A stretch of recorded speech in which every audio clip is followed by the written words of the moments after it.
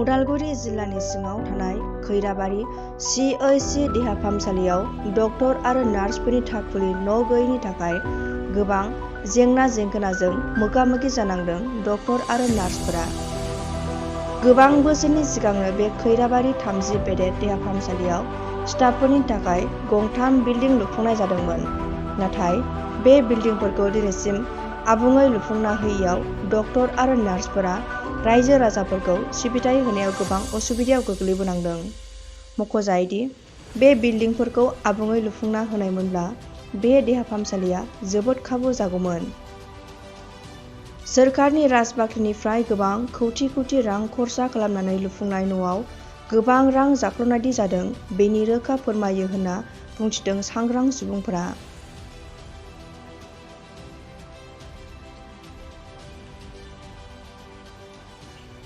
सुबुंनि थाखाय सावस्रि गोग्गो सावस्रि आरो बे सावस्रियाव जायफ्रा नांस्थाबना दङ आं बुंनो नागिरदों नार्स डक्टर आरो बिथांमोननि थानो थाखाय नैबे खैराबारि CHC देहा फाहामथायसालियाव बे मोनसे क्वार्टार बानायदोंमोन आरो बे क्वार्टारा दिनै बुहुत बांला जानानै दङ।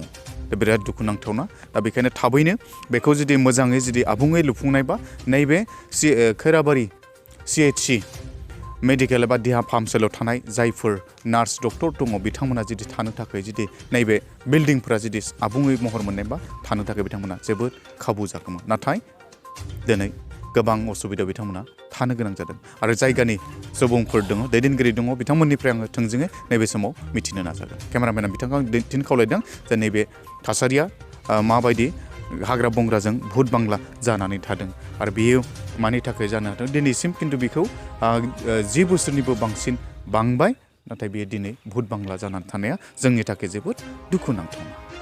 जोंनि खैराबारि बर' फरायसा आफादनि सिङाव थानाय मोनसे 30 बेडनि CHC दङ देहा फाहामथायसालि। बेयाव नार्स डक्टरफोर थानायनि थाखाय जि मोनसे बिल्डिं दङमोन दिनै बियो 10 बोसोरनिबो बारलांबाय नाथाय दिनैसिमबो बियो आबुं महर मोनासै।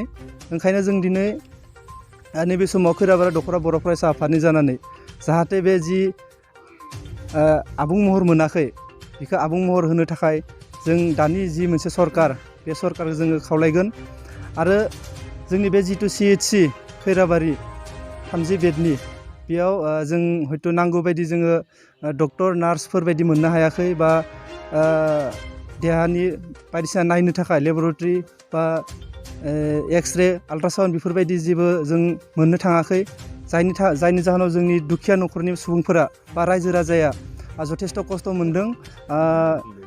गोजान जायगायाव थांना नायहैनो गोनां जायो। ओंखायनो जों बेखौ लुगैयो जाहाथे जोंनि बे बिल्डिङा आबुं महर मोननायजों लोगोसे जोंनि खैराबारि बे जिथु 30 बेडनि देहा फाहामथायसालि बेयो जाहाथे थाबनो जों लुगैनाय बायदियै डक्टरफोर नार्सफोर मोननो हायो आरो बे बिल्डिङाव जाहाथे थानो हानाय सुबिदाखौ खालामना होयो बेनो जोंनि खैराबारि दख'रा बर' फरायसा आफादनिफ्राय खावलायनाय। এইটো মই ইয়াত SDMO হিচাপে জইন কৰা এতিয়া প্ৰায় 6 বছৰ চলি আছে। মই অহাৰ পৰা দেখিছোঁ এই ব্লক পুলিং চেণ্টাৰ হিচাপে যিটো আমাৰ 3টা কোৱাৰ্টাৰ বনাইছিলে এইকেইটা এতিয়াও আধৰুৱা হৈ আছে। এইটো কিজানি আপোনাৰ ষ্টাৰ্টিং হোৱাটো 10 বছৰমান হৈ গ'ল চাগে, বেছি হৈছে 10 বছৰো বেছি হৈছে। গতিকে কি কাৰণত এইটো ইনকমপ্লিট হৈ আছে সেইটো আমাৰ মানে বোধগম্য হোৱা নাই। তথাপিও আমি এইটো যাতে কমপ্লিট হয় তাৰ কাৰণে আমি স্থানীয় বিধায়কৰ জৰিয়তে আমি চৰকাৰক অনুৰোধ জনাইছোঁ আৰু লগতে আমাৰ এই স্থানীয় এই MCLA আছে তেখেতকো আমি জনাইছোঁ।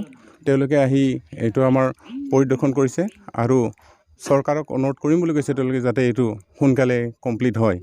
এতিয়া ভিতৰৰ কথাটো আমি গম পোৱা নাই যে কি কাৰণত এইটো ইনকমপ্লিট হৈ থাকিলে আৰু এইটো কমপ্লিট হ'লে আমাৰ ডক্টৰ নাৰ্ছ বা যিখিনি গ্ৰেডফোৰ আছে তেওঁলোকৰ থকা মানে সুবিধাটো মানে হ'ব আৰু লগতে সেইখিনি হোৱাৰ লগে লগে আমাৰ হস্পিটেলখনৰ যিটো ফাংচনিং এইটো ইনফ্ৰাষ্ট্ৰাকচাৰটো আৰু বেছি ভাল হ'ব।